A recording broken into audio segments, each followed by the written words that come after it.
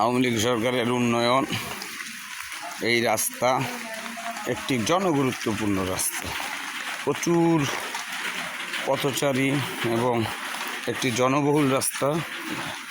এই অবস্থা রাস্তাটির। এখন রাস্তার মধ্যে পানি জমে মাছ চাষের উপক্রম হয়ে গেছে।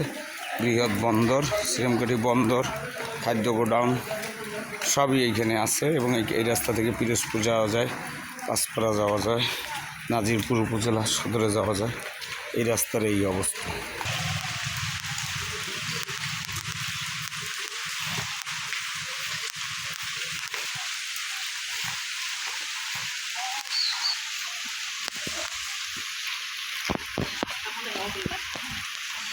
রাস্তা দেরিয়ে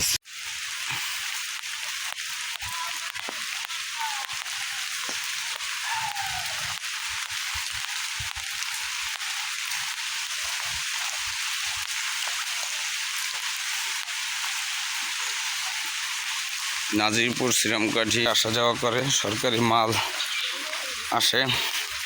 এই আশেপাশে বাজার, সিরামকাঠি একটা বৃহৎ বন্দর। বন্দরে হাটের দিনে প্রচুর লোকজন যাতায়াত করে, তাদের চরম দুর্ভোগ পোহাতে হয় এই রাস্তাটির জন্য।